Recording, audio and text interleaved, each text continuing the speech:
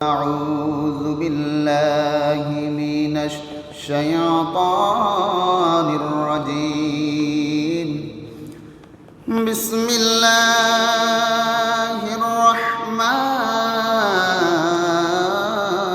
الرحيم إذ قال يوسف لأبيه يا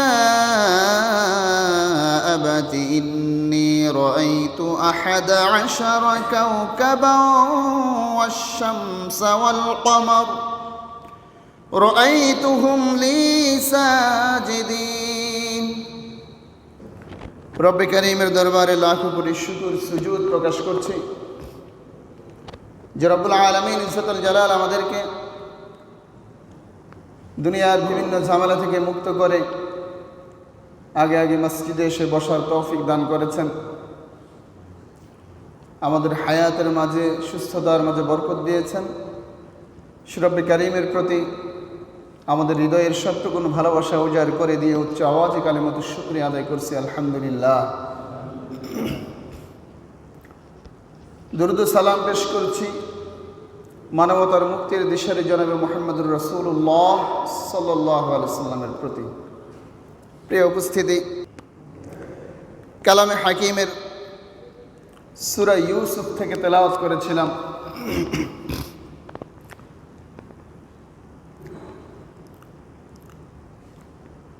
12 নং সূরা ইউসুফ।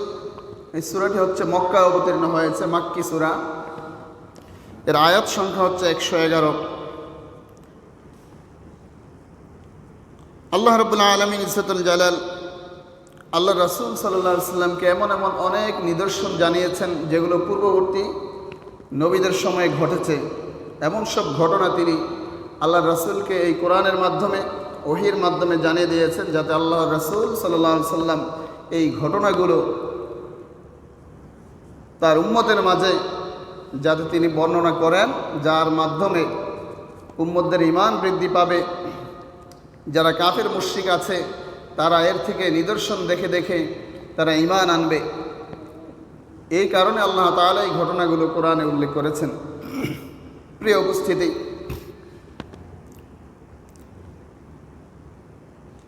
সূরা ইউসুফের প্রথম যে আয়াত আল্লাহ তাআলা ঘোষণা দিয়েছেন, আল্লাহ রাব্বুল আলামিন ইজ্জতুল জালাল বলেন, আলিফ লাম রা তিলকা আয়াতুল কিতাবিল মুবিন। আলিফ লাম রা, আলিফ লাম মিম, ইয়াসিন, তাহা, এই ধরনের যে শব্দগুলো রয়েছে কালামে হাকিমে, এগুলোকে বলা হয় হারফুল মুকাত্তাআত, আয়াতে মুতাশাবিহা। এর অর্থ আল্লাহু আ'লামু বিমুরাদিহ, আল্লাহ তাআলা ভালো জানেন।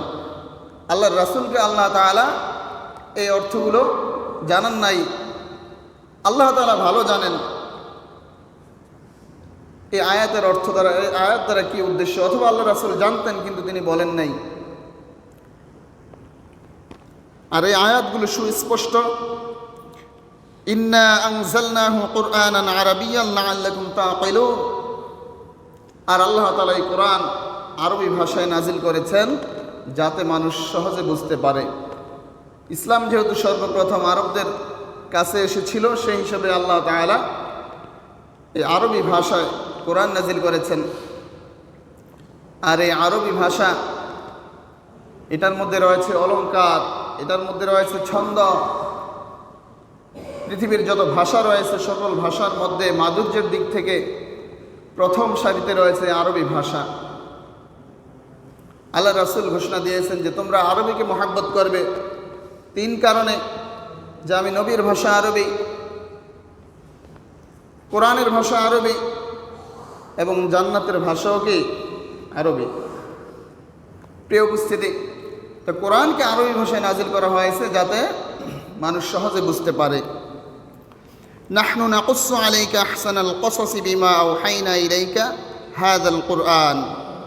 এর মধ্যে এমন সুন্দর সুন্দর ঘটনা রয়েছে যেগুলো আল্লাহ তাআলা ওহীর মাধ্যমে এই কোরআনে উল্লেখ করেছেন। ওয়া ইন কুনতা মিন ক্বাবলিহি লামিনাল গাফিলিন, এবং আল্লাহ রাসূলকে জানিয়েছেন যেটা আল্লাহ রাসূল এর পূর্বে জানতেন না। এই ওহীর মাধ্যমে, কোরআনের মাধ্যমে আল্লাহ তাআলা তাকে জানিয়েছেন। আমাদের আলোচনা সেদিকে নয়, আমাদের আলোচনা হচ্ছে আজকে হজরত ইউসুফ আলাইহিস সালামের জীবনী। আল্লাহ রাব্বুল আলামিন ইজ্জতুল জালাল যাকে প্রেরণ করেছিলেন হজরতে ইয়াকুব আলাইহিস সালামের যে দ্বিতীয় ঘর রাহিলের গর্ভে আল্লাহ তাআলা যে সন্তান দিয়েছিলেন, সেই প্রথম সন্তানের নাম ছিল হজরতে ইউসুফ। প্রিয় উপস্থিতি, আল্লাহর এই নবী ইউসুফ আলাইহিস সালাম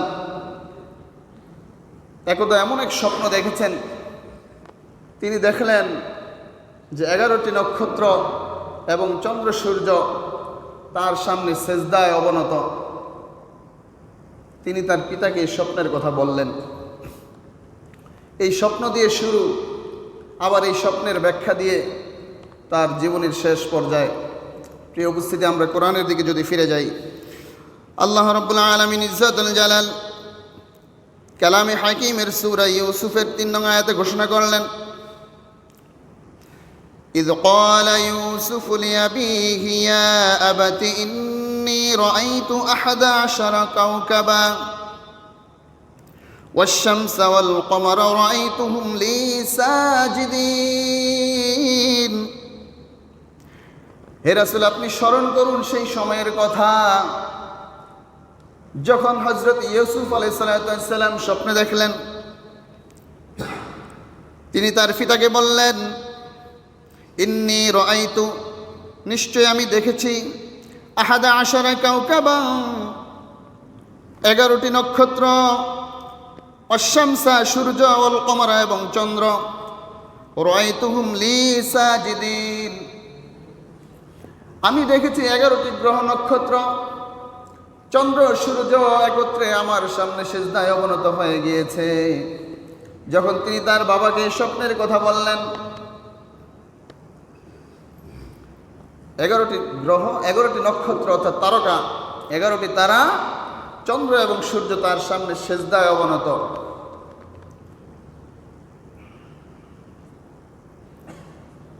আল্লাহ রাসূল সাল্লাল্লাহু আলাইহি ওয়াসাল্লাম এই ঘটনা যখন বর্ণনা করতেছিলেন, মদিনায় বুস্তানা নামক এক ইহুদি আল্লাহ রাসূল সাল্লাল্লাহু আলাইহি ওয়াসাল্লামের কাছে আসলো, বলল, ইয়া রাসূলুল্লাহ, ইয়া হাবিবাল্লাহ, ইউসুফ আলাইহিস সালাম যে স্বপ্নে দেখেছে 11টি তারা, আপনি যদি এই 11টি তারার নাম বলে দিতে পারেন তাহলে আমি আপনার তারকার নাম বলতে দেরি হবে, আমি মুসলমান হতে দেরি হবে না। 11টি গ্রহে 11টি যে তারা আছে, এই তারার নাম বলতে বলেছেন। আল্লাহ রাসূল সাল্লাল্লাহু আলাইহি ওয়াসাল্লাম কিছুক্ষণ চুপ রইলেন, এরপর বললেন, ওহে বুস্তানা, সত্যি করে তুমি বলছো নাকি যদি আমি 11টি নক্ষত্রের নাম বলে দেই তুমি কি মুসলমান হবে? বুস্তানা বললেন, হ্যাঁ অবশ্যই হব। তবে আপনি চুপ রইলেন কেন? এই কথার উত্তর আগে দেন, সাথে সাথে কেন বলতে পারলেন না? আমাদের নবী বলেন, বুস্তানা রে, তুমি যখন আমাকে প্রশ্ন করেছ ওই সময়ে প্রশ্নের জবাব আমার কাছে ছিল না, আমি চুপ রইলাম। সাথে সাথে আল্লাহ তাআলা জিবরিলকে আমার কাছে পাঠিয়ে দিলেন। জিবরিল এসে কানে কানে আমার কাছে 11টি নক্ষত্রের নাম বলে দিয়ে গেছে। সুবহানাল্লাহ। তাহলে আমাদের নবী মুহাম্মদুর রাসূলুল্লাহ সাল্লাল্লাহু আলাইহি ওয়াসাল্লামকে আল্লাহ তাআলা যেটা জানাতেন সেটাই তিনি জানতেন। ওহীর মাধ্যমে আল্লাহ তাআলা তাকে জানিয়ে দিতেন, তার মন গড়া কোনো কথা তিনি বলতেন না। যেটা আল্লাহ তাআলা তাকে জানাতেন, জানালে তিনি জানতেন, এমন নয় যে তিনি সব কিছু আগে থেকেই জানতেন। আমাদের সমাজে অনেকে এই বিষয়টা বুঝতে চায় না। আলিমুল গায়েব একমাত্র কে? আল্লাহ তাআলা। আলিমুল গায়েব একমাত্র আল্লাহ তাআলা। আল্লাহ তাআলার সাথে আল্লাহ রাসূলকে মিলিয়ে ফেলে, নাউযুবিল্লাহ। আল্লাহ তাআলা অপর আয়াতে বলেন, ওমা ইয়ানতিকু আনিল হাওয়া ইন হুয়া ইল্লা ওয়াহয়ুন ইউহা, যে আল্লাহ তাআলা বলেন যে আমার রাসূল বানিয়ে কোনো কথা বলেন না, তার কাছে আমি ওহী পাঠাই, ওহীর মাধ্যমে আমি তাকে জানাই, এরপর তিনি কথা বলেন। তার মানে আল্লাহ তাআলা আগে তাকে জানান, এরপর তিনি সেগুলো বর্ণনা করেন। আগে থেকেই তিনি জানেন না। এ কারণে আলিমুল গায়েব আল্লাহ রাসূলকে বলা যাবে যাবে না, শিরক হয়ে যাবে। প্রিয় উপস্থিতি, মুস্তানা বলে, এবার আপনি 11টি তারকার নাম বলে দিন। আল্লাহ রাসূল সাল্লাল্লাহু আলাইহি ওয়াসাল্লাম একটি একটি করে 11টি তারার নাম বলে দিলেন। 1 নম্বর তারকার নাম জিরিয়াদ, 2 নং তারকার নাম তারিক। নাম মনে থাকবে আপনাদের, মনোযোগ দিয়ে শুনেন। 1 নং তারকার নাম জিরিয়াদ, 2 নং তারকার নাম তারিক, 3 নং তারকার নাম দাইয়াল, 4 নং তারকার নাম আমুদাম বাউদা, 5 নং তারকার নাম উসাব, 6 নং তারকার নাম কাবিস, 7 নং তারকার নাম জুলকাতিফাইন, 8 নং তারকার নাম আলফারগু ফারাগাইন, 9 নং তারকার নাম সরুহ, 10 নং তারকার নাম মুসবিহ, 11 নং তারকার নাম ফালিজ। 11টি নক্ষত্রের নাম বলার সাথে সাথে ইহুদি বুস্তানার মুখে আল্লাহ তাআলা কালিমা চালু করে দিলেন, লা ইলাহা ইল্লাল্লাহু মুহাম্মাদুর রাসূলুল্লাহ সাল্লাল্লাহু আলাইহি ওয়াসাল্লাম। সাথে সাথে কালিমা পড়ে বুস্তানা মুসলমান হয়ে গেল। প্রিয় উপস্থিতি, এই ঘটনা, এই স্বপ্নের ঘটনা যখন তিনি বর্ণনা করলেন তার বাবার কাছে, তার বাবা তাকে সতর্ক করলেন। হযরত ইয়াকুব আলাইহিস সালাতু ওয়াস সালাম বললেন, قال يا بني لا تقصص رؤياك على إخوتك فيكيدوا لك كيدا إن الشيطان للإنسان عدو مبين। হযরত ইয়াকুব আলাইহিস সালাতু ওয়াস সালাম সন্তানকে বললেন, ওহে আমার বৎস, তুমি যে স্বপ্ন দেখেছো এই স্বপ্নের কথা তোমার ভাইদের নিকট তুমি বলো না। হযরত ইউসুফ আলাইহিস সালামের ভাই ছিল 11 জন, তিনি সহ 12 জন। তার সহোদর ভাই ছিল একজন, নাম ছিল বিনিয়ামিন। অর্থাৎ ইউসুফ আলাইহিস সালাম এবং বিনিয়ামিন এই 2 জন ছিলেন রাহিলের গর্ভের, অর্থাৎ ইয়াকুব আলাইহিস সালামের দ্বিতীয় স্ত্রী যে রাহিল, সেই রাহিলের গর্ভের ছিল তারা 2 জন। এবং বাকি 10 জনের মধ্যে 6 জন ছিল ইয়াকুব আলাইহিস সালামের বড় স্ত্রী লায়ার ঘরের। তাদের প্রথম জন ছিল রুবেল, দ্বিতীয় জনের নাম ছিল শামউন, তৃতীয় জনের নাম ছিল লাবি। এই লাবির বংশধর থেকে পরবর্তীতে আল্লাহ তাআলা নবী প্রেরণ করেছেন হযরত মূসা আলাইহিস সালাম এবং হযরত হারুন আলাইহিস সালাম, এই 2 জনকে প্রেরণ করেছেন। এরপর চতুর্থ জনের নাম ছিল ইয়াহুদা, যার বংশধর থেকে আল্লাহ তাআলা পরবর্তীতে হযরত ঈসা আলাইহিস সালামকে প্রেরণ করেছেন। এমনিভাবে 5 নম্বর যে ভাই ছিল তার নাম ছিল আয়খার, মতান্তরে জাজিলুন। 6 নং ভাই ছিল যার নাম ছিল ইয়াসজুর। আর বাকি 4 জন, এই 4 জন ছিল 2 জন 2 জন করে, 2 জন 2 দাসীর ঘরের। জুলফা যে দাসী, বড় স্ত্রীর যেই দাসী ছিল জুলফা, তার ঘরে ছিল হাত, মতান্তরে ইয়াহুদা, আরেকজন ছিল আশির। আর বালহা দ্বিতীয় স্ত্রীর যে দাসী, সেই দাসী বালহার ঘরে ছিল দানি এবং নায়ফতালি। মোট এই 10 ভাই। আর ইউসুফ আলাইহিস সালামের সহোদর এক ভাই বিনিয়ামিন, এই মোট 11 ভাই। তো তাদের কাছে যাতে ঘটনাটা বর্ণনা করা না হয় সে বিষয়ে তিনি সতর্ক করলেন, বললেন যদি তুমি তাদের কাছে এই স্বপ্নের কথা বলো তারা চক্রান্ত করবে, ষড়যন্ত্র করবে, আর নিশ্চয়ই শয়তান মানুষের প্রকাশ্য শত্রু, অর্থাৎ শয়তান তাদেরকে প্ররোচিত করছে। প্রিয় উপস্থিতি, ইয়াকুব আলাইহিস সালাম তার সন্তানকে সতর্ক করলেন শুরুতেই, وَكَذَلِكَ يَجْتَبِيكَ رَبُّكَ وَيُعَلِّمُكَ مِن تَأْوِيلِ الْأَحَادِيثِ وَيُتِمُّ نِعْمَتَهُ عَلَيْكَ وَعَلَى آلِ يَعْقُوبَ كَمَا أَتَمَّهَا عَلَى أَبَوَيْكَ مِن قَبْلُ إِبْرَاهِيمَ وَإِسْحَاقَ إِنَّ رَبَّكَ عَلِيمٌ حَكِيمٌ ওয়াকাযালিকা, এমনিভাবে ইয়াজতাবিকা, তিনি তোমাকে মনোনিবেশ করবেন, তোমাকে মনোনীত করবেন নবী হিসেবে। রব্বুকা, তোমার রব, ওয়া ইউআল্লিমুকা, তোমাকে শিক্ষা দিবেন, মিন তাউইলিল হাদিস, স্বপ্নের ব্যাখ্যা, গুরুত্বপূর্ণ স্বপ্নের ব্যাখ্যা, জটিল স্বপ্নের ব্যাখ্যা তিনি তোমাকে শিক্ষা দিবেন। ওয়া ইউতিম্মু নি'মাতাহু আলাইকা, এবং তার নিয়ামতকে তোমার উপরে পরিপূর্ণ করবেন। ওয়া আলা আলি ইয়াকুব, এবং ইয়াকুবের আহলের প্রতিও নিয়ামত পরিপূর্ণ করবেন।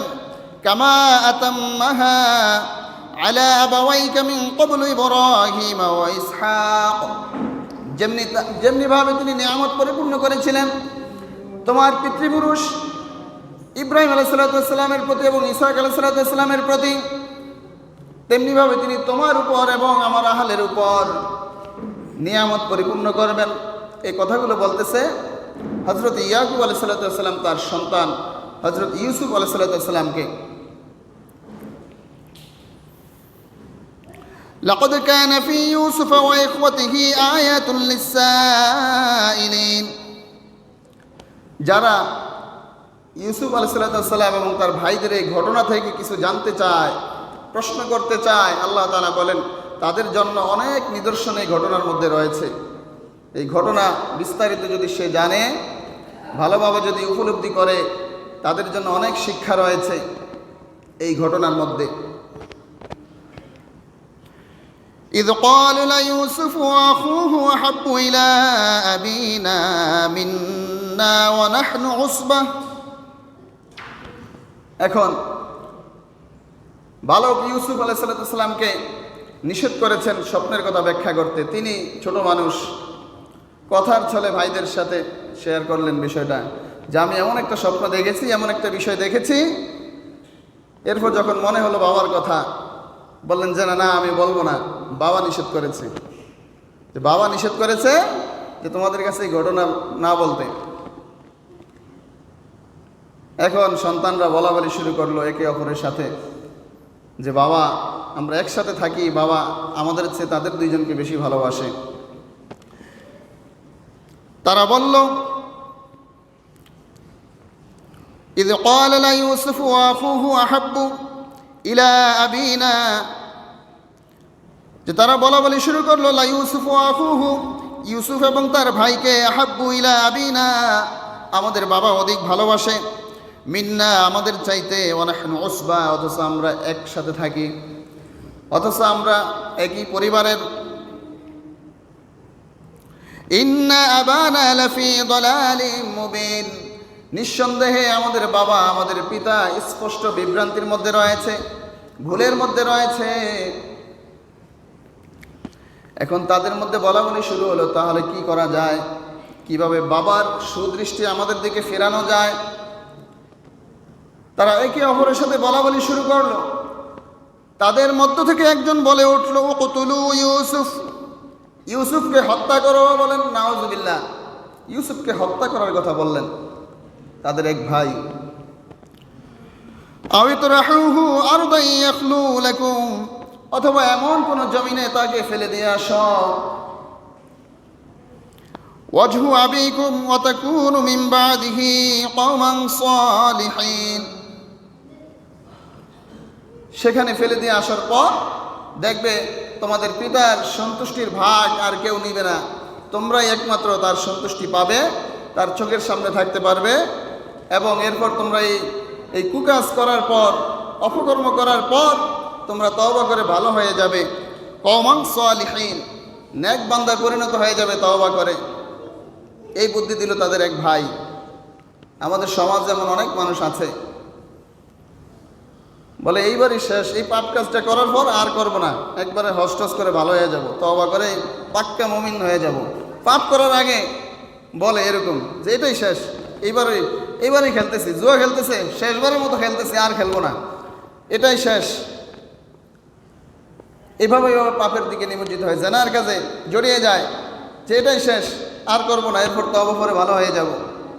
তাহলে তাদের অবস্থান সেই ইউসুফ নবীর সেই ভাইদের মতো অবস্থা, এই অবস্থিতি। তো যেটা বলতেছিলাম, যে একজন পরামর্শ দিল তাকে হত্যা করো, অথবা এমন কোনো জমিনে ফেলে দিয়ে আসো যেখান থেকে সে ফিরে আসতে পারবে না। এখন তাদের আরেক ভাই বলল, ক্বালা কায়লুম মিনহুম, তাদের মধ্যে যে সবচাইতে বড়, রুবেল নাম এসেছে এভাবে, রুবেল। তো তিনি বললেন, লা তাকতুলু ইউসুফা, ইউসুফকে হত্যা করো না, ওয়ালকুহু ফি গয়াবাতিল জুব্বি, তাকে এমন কোনো গভীর কূপের মধ্যে ফেলে দাও, ইয়ালতাকিতহু বাদুস সাইয়ারাতি ইন কুনতুম ফাইলিন, যেখানে কোনো যাত্রী দল, কোনো পথিক এসে তাকে উদ্ধার করে সেখান থেকে নিয়ে যাবে। ক্বালু ইয়া আবানা মা লাকা লা তা'মান্না আলা ইউসুফ ওয়া ইন্না লাহু লানাসিহুন। এখন কিভাবে ইউসুফকে নিবে? মাঠে তো তার সাথে তার বাবা তা দিবে না, তাকে বিশ্বাস করে না তাদেরকে। তারা বলাবলি শুরু করলো যে কিভাবে ইউসুফকে নেওয়া যায়। তার বাবার কাছে গিয়ে আরজি শুরু করলো তারা সবাই, যে পিতা, ইউসুফের ব্যাপারে আপনি আমাদেরকে এতটাই অবিশ্বাস করেন, আমাদেরকে কি আমানতদার মনে হয় না আপনার? অথচ আমরা তার হিতাকাঙ্ক্ষী, আমরা তার ভালো চাই। আসলে কি ভালো চায়? ভালো চায় না। আওয়াজ করবেন। তো ইউসুফ আলাইহিস সালামকে নিয়ে যাওয়ার জন্য বিভিন্ন কৌশল তারা শুরু করলো। এরপর বললো, আরসিলহু মা'ানা গাদান ইয়ারতা ওয়া ইয়ালআব ওয়া ইন্না লাহু লাহাফিজুন, যে আগামীকাল আমাদের সাথে তাকে মাঠে যাওয়ার জন্য অনুমতি দিন, আমাদের সাথে সে খেলবে, আনন্দ করবে, মাঠের মধ্যে যাবে, আনন্দ করবে, আমরা তাকে দেখে শুনে রাখবো। লাহাফিজুন, আমরা তাকে দেখে শুনে রাখবো, তার হেফাজত করব আমরা। ক্বালা ইন্নী লায়াহযুনুনী আন তাযহাবু বিহি ওয়া আখাফু আন ইয়াকুলাহু আয-যি'বু ওয়া আনতুম আনহু গাফিলুন।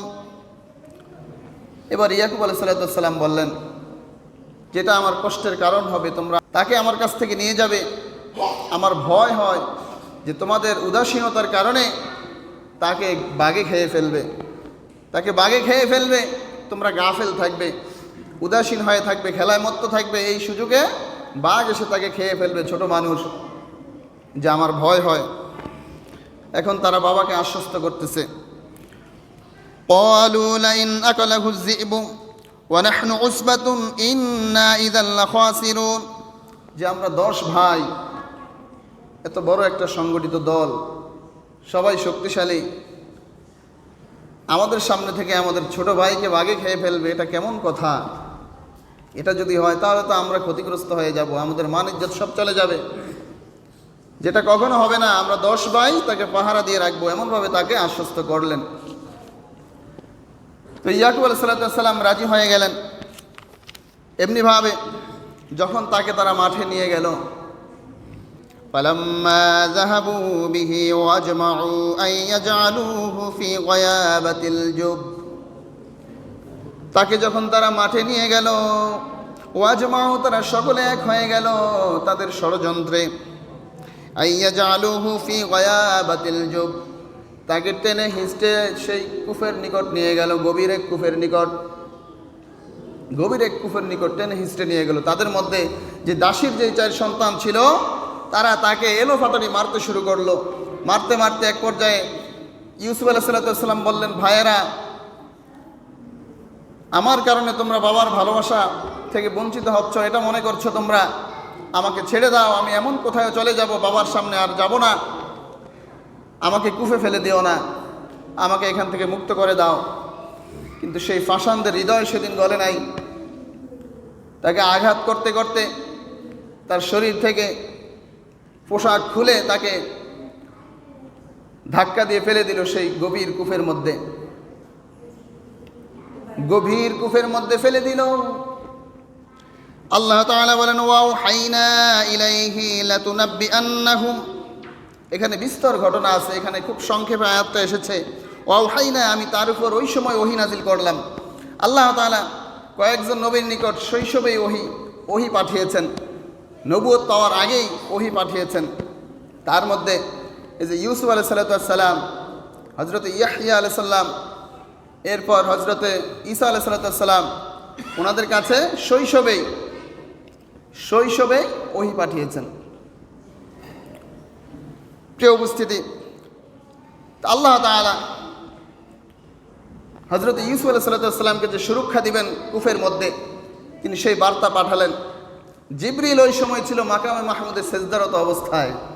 বিভিন্ন ঘটনা এভাবে এসেছে বিভিন্ন কিতাবে যে জিবরাইল আলাইহিস সালাম কয়েকটা ঘটনা এরকম যে মাকামে মাহমুদে ছিলেন সেজদারত অবস্থায়। খুব অল্প সময় তাকে নির্দেশ দেওয়া হয়েছে যে এই দুনিয়ার জমিনে এসে কাজ করার জন্য। বিশেষ করে এই যে এই সময়টাতে ইউসুফ আলাইহিস সালামকে কুফের মধ্যে ফেলে দেওয়া হয়েছে, নিচে পড়ার আগ পর্যন্ত সময় কতটুকু? খুবই অল্প সময়। এই সময়ের মধ্যে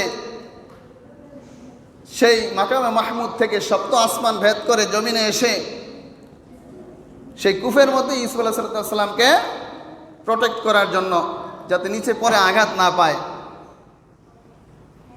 জিবরাইল আলাইহিস সালামকে পাঠিয়ে দিলেন।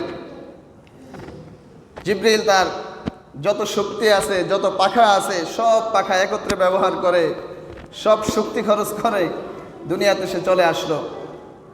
এসে কোনো বর্ণায় এসেছে একটি পাথর উঁচিয়ে ধরলেন ইউসুফ আলাইহিস সালাম যাতে সেখানে পা রাখতে পারেন। সেম এমন ঘটনা আরও কয়েকবার ঘটেছে জিবরিলের সাথে। আরেকবার ঘটেছে ইব্রাহিম আলাইহিস সালামকে যখন নমরুদ যখন আগুনে নিক্ষেপ করবে, উলঙ্গ করে তার পোশাক খুলে ফেলেছিল, ওই অবস্থায় ইব্রাহিম আলাইহিস সালাম দোয়া করেছিলেন যে আল্লাহ, আগুনে পড়ার ভয়ে আমি কাঁদছি না, কিন্তু আমার স্বজাতির সামনে, আমার মা বাবার সামনে, আত্মীয় স্বজনের সামনে যে আমার সতর খুলে ফেলা হলো, এর জন্য আমি আপনার কাছে সাহায্য চাই। আল্লাহ তাআলা তাকে জান্নাতি পোশাক ওই সময় জিবরিলের মাধ্যমে একটি জান্নাতি রেশমি পোশাক পরিয়ে দিয়েছিলেন, যার বদৌলতে আগুনে নিক্ষেপ হওয়ার পরও 40 দিন তিনি সেই অগ্নিকুণ্ডে ছিলেন, একটা পশমও তার জ্বলে নাই। সুবহানাল্লাহ। সেই পোশাক বংশানুক্রমে হজরতে ইসাক আলাইহিস সালাম পাইলেন, এরপরে পাইলেন হজরতে ইয়াকুব, তারপরে পাইলেন হজরত ইউসুফ আলাইহিস সালাম। বংশানুক্রমিকভাবে এভাবে পাইলেন। ইয়াকুব আলাইহিস সালাম তাকে এই পোশাকটিকে মাদুলি বানিয়ে তার গলায় ঝুলিয়ে দিলেন, অর্থাৎ এটাকে ছোট করা যেত অনেক, জান্নাতি পোশাক ছোট করে মাদুলি বানিয়ে গলায় ঝুলিয়ে দিলেন। জিবরাইল গিয়ে সেই কুফের মধ্যে তাকে সেই পোশাক মাদুলি থেকে বের করে পোশাক পরিয়ে দিলেন। প্রিয় উপস্থিতি, তো যেটা বলতেছিলাম, সেই কুফের মধ্যে আল্লাহ তাআলা তাকে বার্তা দিলেন যে হে নবী, যে আপনাকে আমি নবী বানাবো, আপনি এই কাফেলার সাথে চলে যাবেন এবং একটা সময় আপনার কাছে আপনার এই ভাইয়েরা ভিক্ষা করতে আসবে, সেদিন তারা আপনাকে চিনবে না, আপনি সেদিন এই ঘটনা তাদেরকে মনে করিয়ে দিবেন যে তোমরা পূর্বে তোমাদের এক ভাইয়ের সাথে এরূপ আচরণ করেছিলে। সেই ঘোষণা আল্লাহ তাআলা দিয়েছেন যে ওয়াহাইনা ইলাইহিম লাতুনাব্বিআন্নাহুম, যে আপনি সেদিন বর্ণনা করবেন তাদের সামনে এই ঘটনা, বিআমরিহিম, এই নিদর্শন, হাজা ওয়াহুম লা ইয়াশুরুন, যেদিন তারা আপনাকে চিনবে না। ওয়াজাউ আবাহুম ইশাআন ইয়াবকুন, তাদের সেই 10 ভাই, হযরত ইউসুফ আলাইহিস সালামের 10 ভাই কৌশল করলো কিভাবে বাবার সামনে যাবেন। বাবার কাছ থেকে এমন কৌশলের সন্তানকে এনেছেন, এখন কি জবাব দিবেন? তারা কৌশল করলো, 3টা কৌশল করলো। প্রথমত তারা কেঁদে কেঁদে তার বাবার কাছে যাবে, কান্নাকাটি করে যাবে। দ্বিতীয়ত বলবে তাকে সত্যি সত্যি বাঘে খেয়ে ফেলেছে, কারণ তার বাবা আশঙ্কা করেছিল বাঘে খেয়ে ফেলবে। তৃতীয়ত তারা একটা মেষ জবাই করে তার রক্ত ইউসুফের জামা যে রেখে দিয়েছিল সেই জামার মধ্যে ছড়িয়ে ছিটিয়ে দিবে এবং বলবে এই যে জামা, রক্ত মাখা জামা। এই 3টা কৌশল করে তারা তার পিতার নিকট গেল। তো আল্লাহ তাআলা বলেন ওয়াজাউ আবাহুম ইশাআন ইয়াবকুন, যে তারা ঈশার পূর্ব লগ্নে অর্থাৎ সন্ধ্যার দিকে কান্নাকাটি করতে করতে 10 ভাই বাবার নিকট গেল। দেখেন, আমাদের সমাজে একটা কথা প্রচলিত আছে যে চোখের জল কোনোদিন মিথ্যা বলে না। চোখের পানি নাকি মিথ্যা বলে না। এই কথাটা যে 100% ভুয়া, এটা হচ্ছে তার বড় প্রমাণ। তো তাদের 10 ভাই এমন কান্না করতেছে, মনে হয় যেন ঘটনা সত্যি যে ইউসুফকে বাঘে খেয়ে ফেলছে। কান্নাকাটি করতে করতে অস্থির অবস্থা, চোখের জল। তাহলে এই কথাটা কার? কথাটা হচ্ছে আল্লাহ তাআলার। তারা যে কান্না করেছে এটা কিন্তু সত্যি ঘটনা, আল্লাহ তাআলার কথা এটা। তো তারা কান্নাকাটি করে এরপর তাদের বাবার কাছে বলল, ক্বালু ইয়া আবানা ইন্না যাহাবনা নাস্তামিউ, হে আমাদের পিতা, ইন্না যাহাবনা নাস্তাবিকু, আমরা দৌড় প্রতিযোগিতা করতে গিয়েছিলাম। ও তারাকনা, আর রেখে গিয়েছিলাম ইউসুফকে ইনদা মাতাইনা, আমাদের সামানার নিকট, আমাদের মালপত্রের নিকট, আমাদের পোশাকগুলোর নিকট। ফাকালাহু যিবু, এসে দেখি তাকে বাঘে খেয়ে ফেলেছে। ওয়া মা আনতা বিমুমিনিন লানা ওয়ালাউ কুন্না সাদিকিন। দেখেন কি ডায়লগ, মানে মিথ্যা তো বলতেছে, আবার কি ডায়লগ বলতেছে যে আমরা জানি আপনি আমাদেরকে বিশ্বাস করবেন না, কিন্তু ঘটনা এটাই ঘটছে। আসলে কি ঘটনা এটা ঘটছে? বলতেছে এই মিথ্যা গল্পটা বলে, আবার বলতেছে যে আমরা জানি আপনি আমাদেরকে বিশ্বাস করবেন না, কিন্তু আসলে ঘটনা এটাই ঘটেছে, আসলেই তাকে বাঘে খেয়ে ফেলছে। মানে কত বড় জোচ্ছুরি! তো এই ঘটনা যখন বলল, তখন হযরত ইয়াকুব আলাইহিস সালাম বললেন, বাঘে খেয়ে ফেলেছে, একটু ছিটাফোটাও কি রাখে নাই? একবারে সবই কি খেয়ে ফেলছে? কোনো চিহ্ন নাই? তো জানি তো আপনি যে এই কথা বলবেন, এটা তো আমরা জানতাম। এই তো স্মৃতিস্বরূপ তার জামা নিয়ে এসেছে, এই দেখেন রক্তমাখা জামা বাবার কাছে দিল। তার বাবা জামাটা এইভাবে দেখতেছে, ভালোভাবে দেখা মনে মনে বলে, হায় রে বাঘ, কেমন বাঘে খাইলি? একটা নখের আঁচড় নাই জামার মধ্যে, কোনো ছিঁড়া নাই, ফাড়া নাই। যেমন আস্তা আমার ইউসুফকে এভাবে জামা থেকে বের করে খেয়ে ফেললি, যে তার বোঝার কোনো বাকি নাই যে তাদের যে ষড়যন্ত্র। তো ইয়াকুব আলাইহিস সালাম বললেন,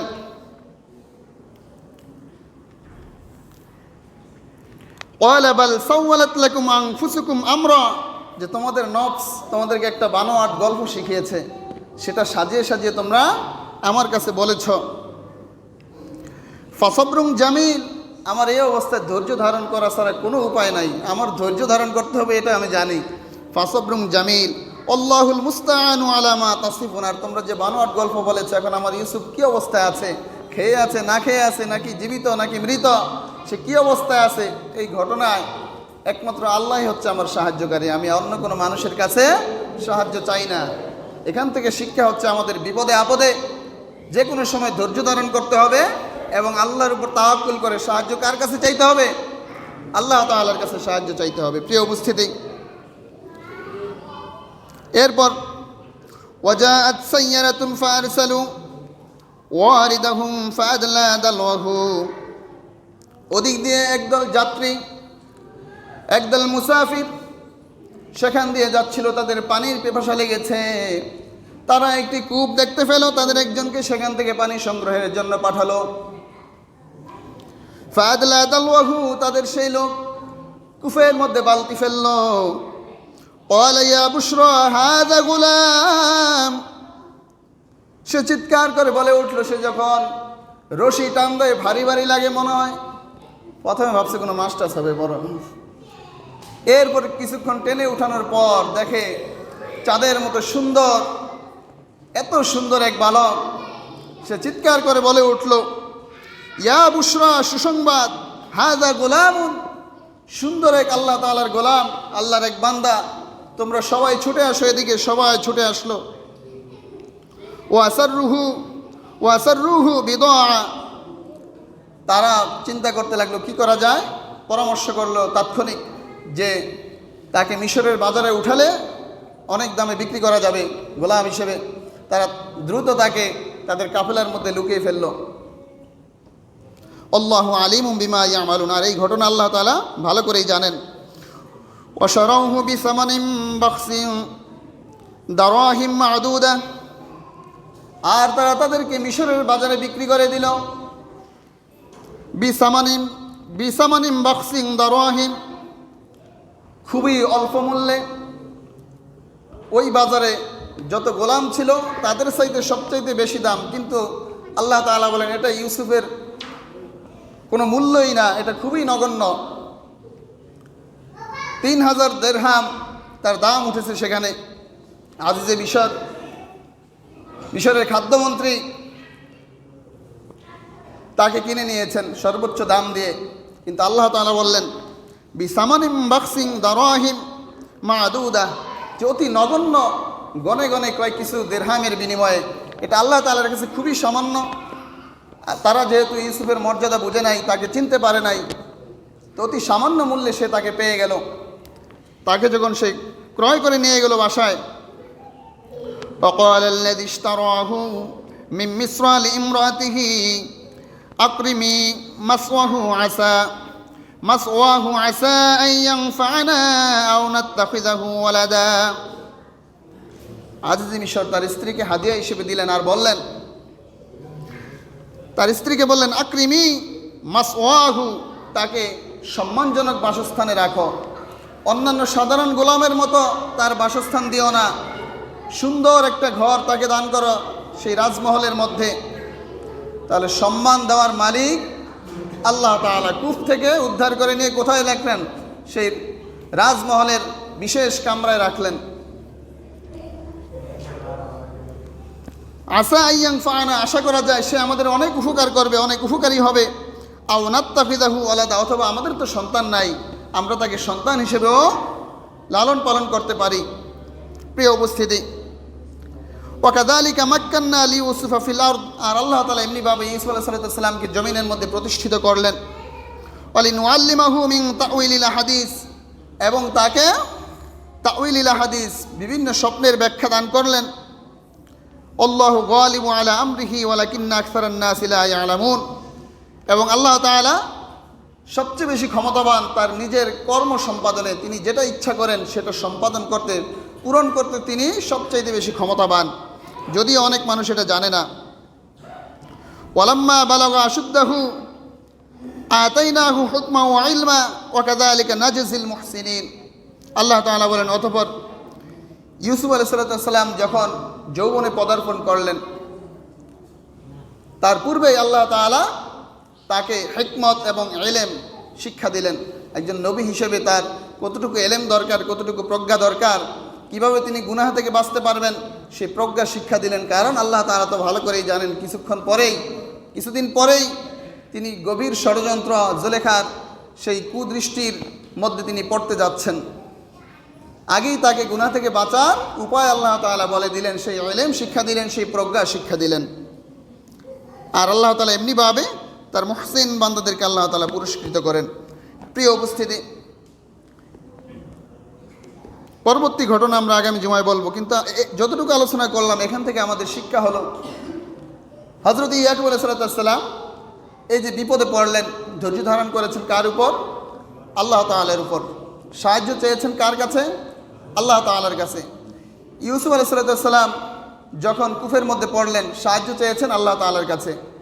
এমনিভাবে তিনি যখন এই নিদর্শনগুলো দেখলেন একটার পর একটা, এগুলার পর যে নিদর্শনগুলো আল্লাহ তাআলা তাকে দেখালেন, কুফ থেকে সরাসরি তাকে রাজমহলে নিয়ে আসলেন। এই যে নিদর্শন, আল্লাহ তাআলার সাহায্যের নিদর্শন, এগুলো দেখে তিনি আল্লাহ তাআলার প্রশংসায় তিনি পঞ্চমুখ হলেন, অনেক প্রশংসা তিনি করলেন। তাহলে আল্লাহ তাআলার নেয়ামত পেয়ে আল্লাহ তাআলার নেয়ামতের শুকরিয়া করা, এটাও হযরত ইউসুফ আলাইহিস সালাম থেকে আমাদের শিক্ষা। যখন তিনি নবী ছিলেন না তখন থেকেই আল্লাহ রাব্বুল আলামিন ইজ্জতুল জালাল আমাদেরকে হযরত ইউসুফ আলাইহিস সালামের তার এই কাহিনী থেকে যে নিদর্শন আল্লাহ তাআলা রেখেছেন তা থেকে আমাদের শিক্ষা নিয়ে যথাযথভাবে যে কোনো বিপদ আপদে ভেঙে না পড়ে ধৈর্য ধারণ করে, ধৈর্যের সাথে সব কিছু মোকাবেলা করে আল্লাহ তাআলার সাহায্য নিয়ে সামনের দিকে এগিয়ে যাওয়ার তৌফিক আল্লাহ তাআলা দান করুক। সকলে বলি আল্লাহুম্মা আমিন। ওয়া আখিরু দাওয়ানা আলহামদুলিল্লাহি রাব্বিল আলামিন। যারা সুন্নাহ পড়ি নাই 4 রাকাত